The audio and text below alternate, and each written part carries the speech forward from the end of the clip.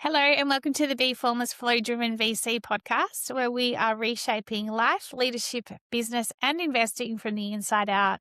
And today I am welcoming all the way from Saskatchewan, which is the hub of agriculture, Doyle Wiebe. Welcome to the show, Doyle.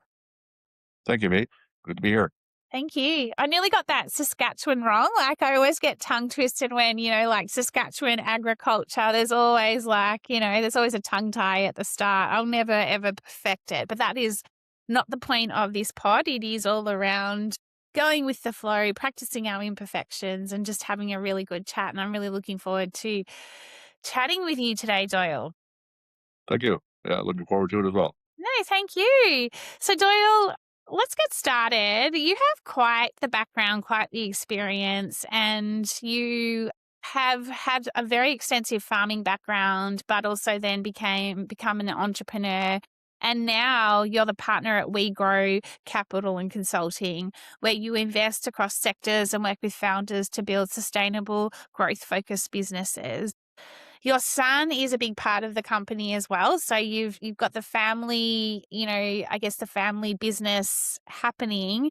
And your approach to venture is grounded in real world experience, bringing a practical discipline lens to capital deployment risk and long-term value creation. Your journey into investing is shaped by transformation. You said to me when you booked in for the pod and I asked you the question, what's one unique insight or lived experience you'd like to share when it comes to how you have reshaped life, leadership, business, or investing? You said starting as a cash-strapped farmer and entrepreneur, you developed then a deeper understanding of capital efficiency, resilience, and operating under constraint. Lessons that now inform how you back and advise founders. I'm really keen to get your take on how you back and how you do advise founders. So today you invest as an angel across multiple industries, focusing on opportunities where strong fundamentals, adaptability, and discipline execution can drive meaningful outcomes.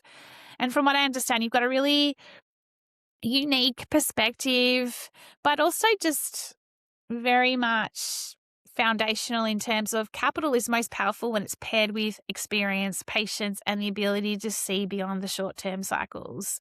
And boy, oh boy, are we in some short-term cycles at the moment, like nothing can be planned. And yet there's all this kind of, what's the word I'm looking for? Craziness in the world whereby we're like, we want to know what's happening in the future. We're making we're wanting to make all these rash decisions because it's like, whoa, what's happening next, but we've actually got to stay the test of time. So tell us a little bit about, how you came to be a farmer, how you then came to be an entrepreneur, and then you've obviously starting the company with your son.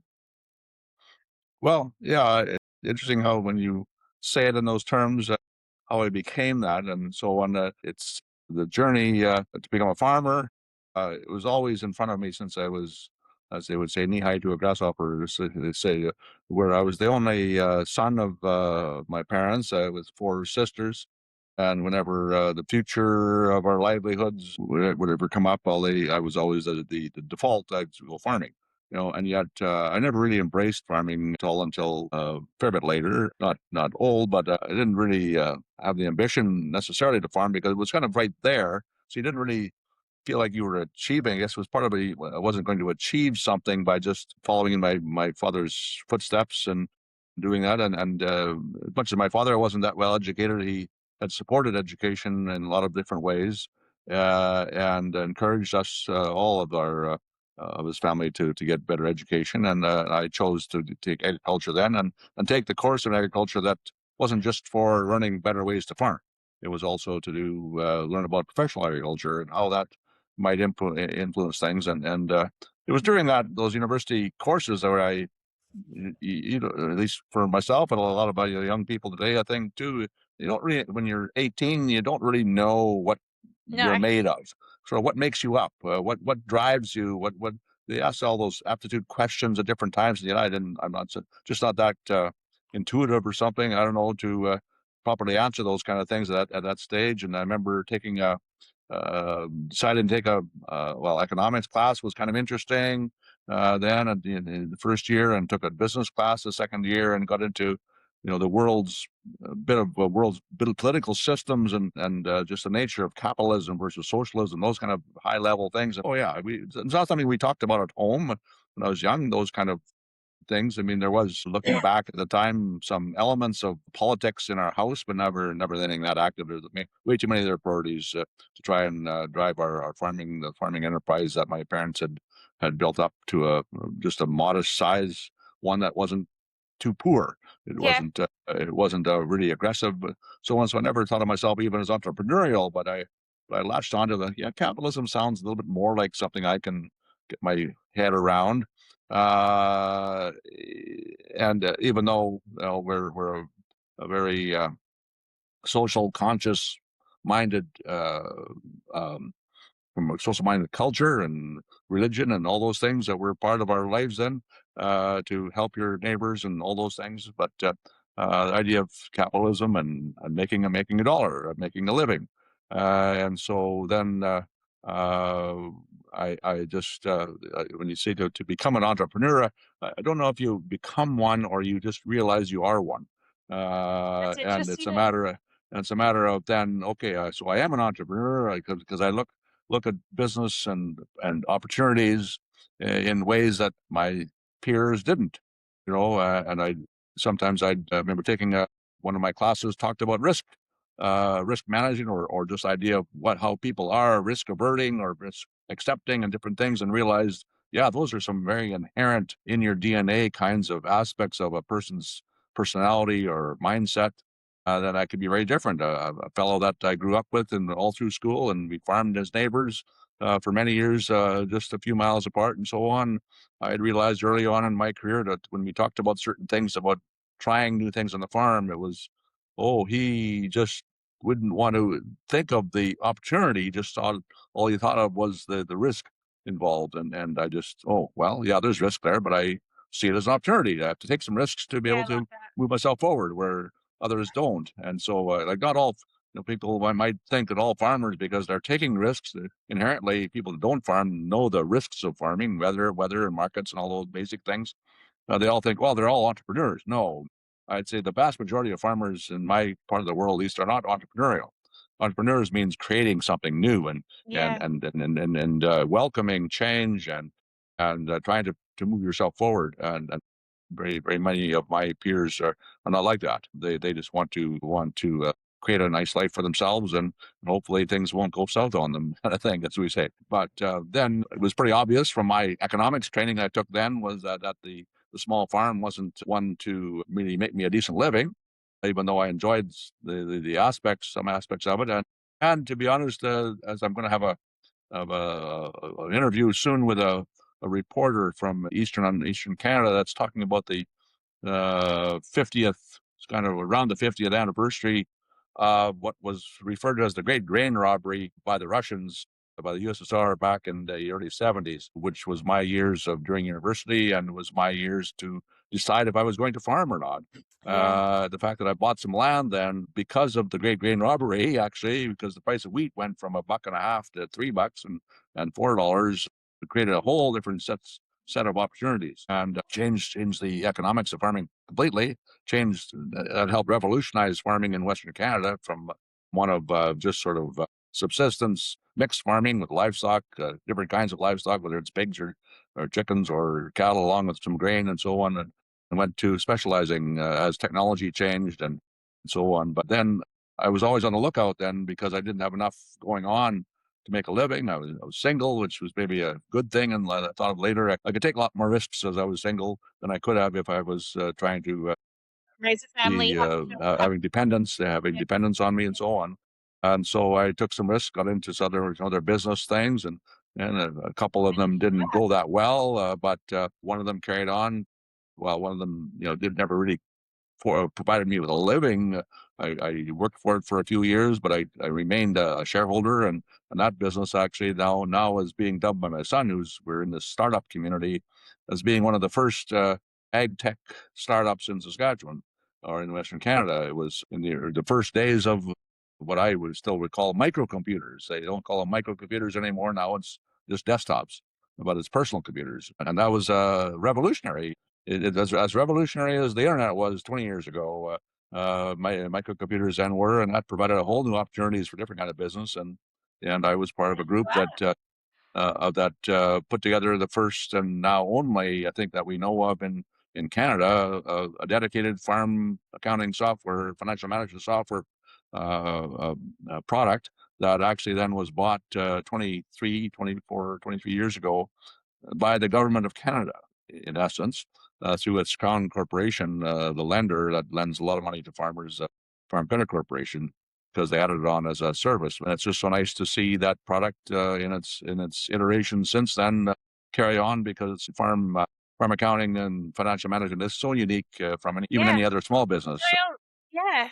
Can we pause? Can we pause there, because you have just shared so much in terms of So, like I mean, I did an intro, but in 11 minutes, you've like really like packed a lot in terms of like your career trajectory, and some really interesting points popped up for me, and I was making a few notes as we were going, and I'd like to just tap into some of those areas if that's okay with you.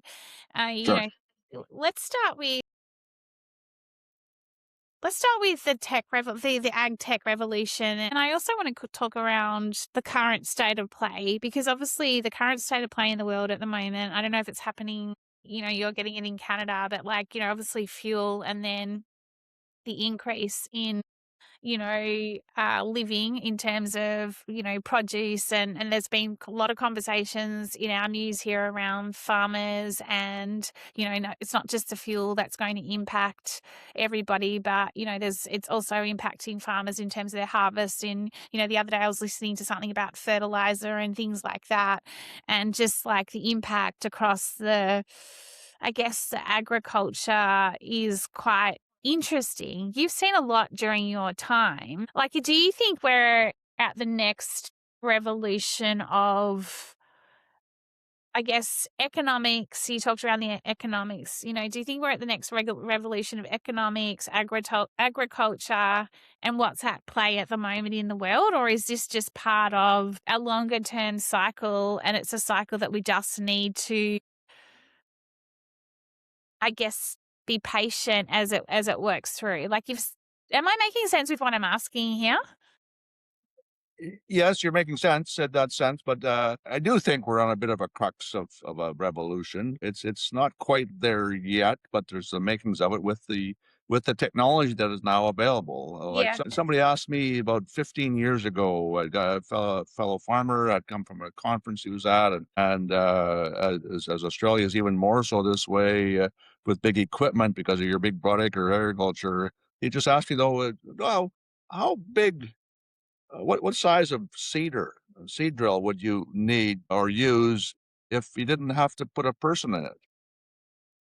Okay. And I just thought for a minute, yeah, it changes economic stuff a lot. And what's is already showing itself in some places, but not in broad agriculture yet, is robotic farming, really, where then you don't have to have a big one because the labor is so costly. You can have a whole bunch of smaller ones that talk to each other in the field. You have whole swarming, they call it. And we actually had a startup that applied to the group syndication that we do here 3 years ago, that was trying to do this, but they just were a little bit ahead of themselves in how they were going to make it work because of a lot of legal things. They didn't Mm. know how to have these robots cross the road legally or drive down the road. Well, And, that's so and, funny. and Not knowing how to cross the road, robots don't know. you know, to be honest, insurance was a killer for that. But I think they were going after a segment of an ag market that maybe just wasn't then ready for it yet. But I see it happening soon with the nature of drones that can fly around and only, you think, well, these drones can only spray 5 or 10 feet at once. And yet we're spraying now with 120-foot sprayers, and there's probably some bigger ones out there. And yet, if you'd have a whole bunch of them and they talk to each other, fine, as long as they can find their way back to their home, to their source of supply, they can go out there with 10 gallons and spray it for a few acres, and then come back and refill with all the automations that have to happen. But right now, that's not quite ready yet. But I think the revolution. If I did some reading years ago, the evolution and revolution from the horse and buggy age, horse and plow age to a tractor. That didn't happen overnight, and it wasn't that obvious. It wasn't being that welcome because you had a system that you were used to. Yeah. And all of a sudden, then the economics though did play in after a while, and it always will come down to the economics to me. That even now we can make a good profit, but not because we're buying the most modern and biggest and shiniest equipment. It's because we're willing to purchase and operate much less value equipment, actually, because we just can't pencil in the added value of all of the new bells and whistles, as we might call them. But Yeah. It's interesting. so the Yeah. economics of it. Sorry, go ahead. No, so I was going to say it's really interesting because you said we're at the cusp of a revolution, and I'm wondering if, you know, these external factors, like, you know, we've got a war in the Middle East at the moment, and you know there's a lot happening. It's almost like generally when we have like the pandemic, for example, you know, whether we wanted to change or not, it enforced change, and we couldn't continue the way we were. And so I think about what's happening in the world right now, and I'm like, I appreciate what you're sharing, because it's almost like we're at a point of, we're at the cusp of a revolution. We're at a point in time where change is being forced upon us, whether we like it or not. We need to think differently. We need to act differently. We need to be able to solve problems in a way that, you know, when we have shortages happening, whether it's fuel or whether it's, you know, from an agri perspective, especially from an agri perspective, because the food ecosystem is so important to the world surviving, living, thriving. We have to look at doing things differently. Do you agree with that? Like, do you think that that also accelerates in a way at times revolution and when change is upon us? Well, I've come across over the last decade or more now. I was involved in a lot of provincial and national associations of farm groups, and you interacted with a lot of other policymakers as well as industry in different ways. And the word sustainability has come up a Yes. lot, and I really have latched on to what at least here was seen as the one best overarching definition of sustainability at the higher level, is that it has to it has to be sustainable on the sort of three-legged stool of social acceptability, social sustainability, that in the sense that the people have to accept those technologies as being in their best interest because they're going to eat the food, Yeah. which rears its head in a number of ways, as you would maybe appreciate. But then environmentally, I mean, that kind of dovetails it with socially a little bit, but depends where your population is at with the environmental issues. But if it doesn't, forget the social part of that, but just if it doesn't work in harmony with the environment, you're going to be going backwards with the basic resource that we have of, at least crop agriculture, where you have to have soil and other environmental, whether it's water sources, different things like that now are being depleted. That unless it's environmentally sustainable, then it's not going to be sustainable. But the third leg of the stool is economically. That very many things have been tried, all with, for the most part, with good intentions, whether it's organic or whether it's other technologies of different sorts. But then they fall away because they didn't make any money to survive. And if you can't survive, then it hasn't really done what it was hoping to do. It just provided something short term, and if you're really going to drive fundamental change, it has to be sustainable, which means it has to be economically feasible. The part that still gets me at times is that so many farmers that I know or I've heard of still don't really appreciate what the economics of agriculture is. They just think they can carry on the way they've done it for 10 or 20 years, and yet the economics is changing if the Yeah. capital cost, when you start having to pay $1 million for a combine, and have to think you have to replace it every 2 years, and your cost per acre are just going to go crazy.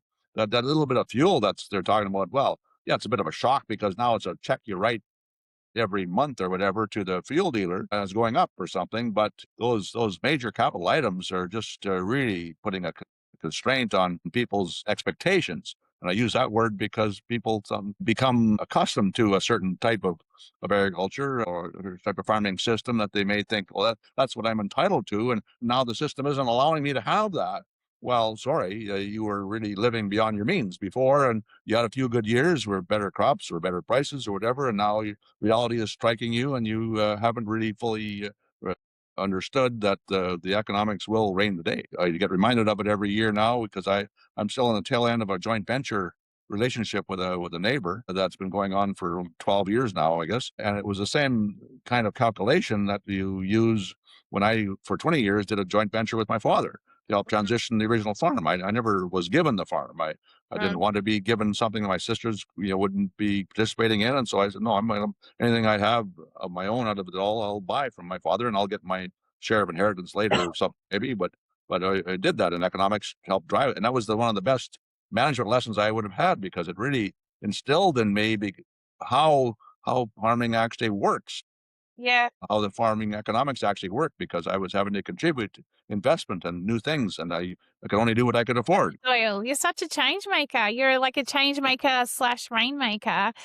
Doyle, can I ask you a question? And I guess this is coming back to you said very, very early in the conversation, you talked about capitalism and you talked about conscious. And I want to talk a little bit about what I see as conscious capitalism, and given what what yourself and your son are doing with your business and in terms of the investments and the founders, how important is conscious capitalism within the ecosystem of the VC ecosystem today? Like, I guess for me more than ever, when you think again about power, there's bad power and there's good power. And I think that we need more conscious behavior. Need more conscious leaders. We need more conscious founders. So what's your view on this whole conscious capitalism? And do you talk about that with the founders that your son and you invest in or that you work with? Well, we probably don't talk about it, in a direct sense, but it's very much of what you're evaluating at the early stage of investment in a startup as an angel is yes, the business proposition they're putting forward has to have some merits, but you're really parsing out what is this person about. Yeah. What is their connection to this business? As far as are they really passionate about it, and do they have the skills? And if they don't have the skills themselves for it, because nobody has all the ones necessary at an early stage, likely anyway. But how coachable are they? And in there you realize, okay, what are they in this for? It did take me a year or more once we got into this new age of investing and new age of derived terminology, where one of the criteria that everybody else was also using in the group was what's the exit strategy. It's like exit strategy. You're trying to. I thought we're trying to find someone who's going to build a business. Yes, but liquidity is always necessary. But the industry has gone so far away from as soon as you make money at a decent size, you could afford to go on IPO or something, which is very, very rare. Now you want to, as an angel, want to see what's the chances of actually being able to liquidate our interest or part of it at some point in the not too distant futures. And so that comes into play. And so for some of them, they're all about the money, but other ones are about I'm solving a problem. And Impact. every startup has to be solving a problem to be also viable. They can't just be a cookie cutter, not another one off of doing the same thing. And so you're really evaluating what kind of problem they're trying to solve. And so in that sense, you're seeing, wow, this is a good step forward. Like my father, I guess how I came to be a entrepreneur or whatever, how to become socially conscious too was but when it comes to farming technology, my father wasn't innovative himself.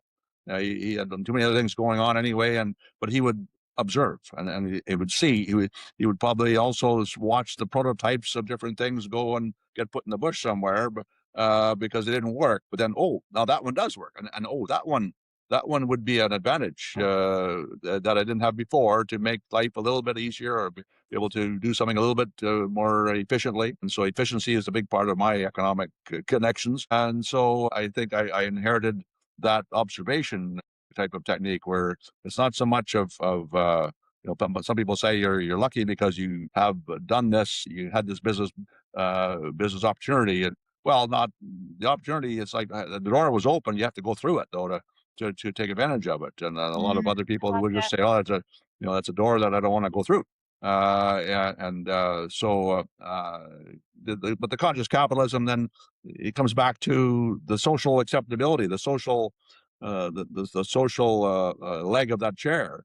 What I'm seeing here now is that farmers in our part of the world are slowly there's getting to be less public support for their way they're doing business because they're now becoming very wealthy, and they're still though suggesting that they aren't because the fuel prices or something, and yet they're the next thing you know they are still buying these $1 million combines, and not that some shouldn't all the time, because that manufacturers have to make a living too, but there's just a public sentiment that is starting to go a little bit less supportive than they were coming out of, well, the much tougher times that my father grew up in, Yeah. going all the way back to the Great Depression, as it's called up in this part of the world, of 90 years ago now, what my father grew up in, and farmers are just seen as the most resilient people in the world, and they're growing food and yes and all that, but farmers, or a lot of farmers now, have to more recognize that the consumer, the 98% of the population that doesn't farm, have to be respected of what they need to see, and you need to respond to what they want you to do in some ways when you can. Yeah. Incredible. Couple of final questions for you. I want to just tap into the founder piece, and like you've had a huge amounts of experience. We've got how many generations now in business. What are you seeing from the younger generation in terms of founders? What are you seeing that there is more opportunity for them to leverage, but also is there anything that you're seeing in them that you haven't seen before that surprises you?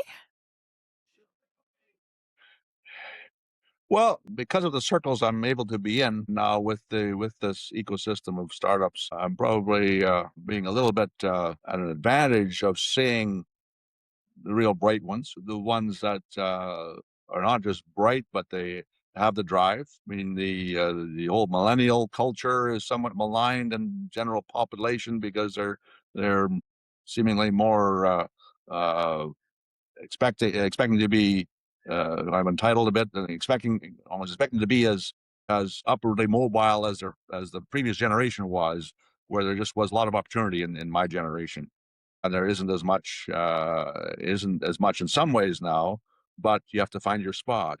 I'm encouraged when I meet some of these young founders who, whether it's an ag tech or some other tech ones, that really seem to get what they're doing, and what the problem is that they're trying to solve. And it was interesting, about 3 or 4 years ago, in this, met a couple of guys, young engineer types, that had an idea, and he had met my son, so he said, "Oh no, you gotta go talk to my dad." And okay, we had lunch together, and they had this idea that they thought would really help farmers a lot, and I said, "No, farmers aren't going to worry about that one." But I said, if you took that same technology that they were working on, which is a detection of viral diseases in crops, and the guy said, well, if you maybe did it this way instead of that way, but then maybe, well, they really went back to the drawing board kind of thing, and thought their business model and the technology itself, and did some other tweaking, and now they're moving ahead. They aren't making money yet per se, but they've got a product that they're taking to shows, and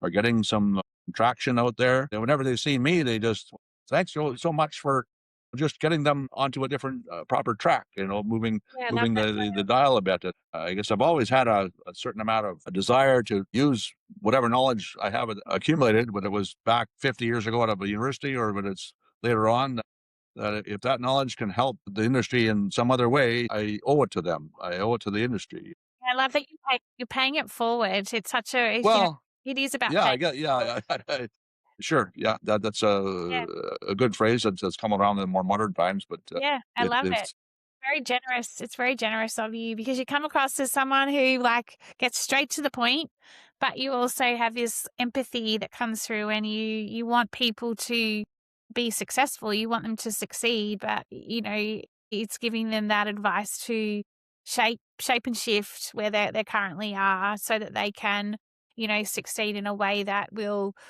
solve a problem for farmers, for example, or solve a problem in the agri-tech space that isn't being solved just yet. My final question or advice, you talk about bootstrapping or bootstrapping businesses and also these short-term cycles as well, in terms of you have to ride through the short-term cycles. For founders or people that are just starting, founders, someone who is starting out in their business and in a real hurry to get through to being super successful, what sort of advice do you give them in terms of when it comes to being bootstrapped and also the ability to not just rush something short term for a quick win or a quick result, but staying the course? Like, what's the sort of advice you give them?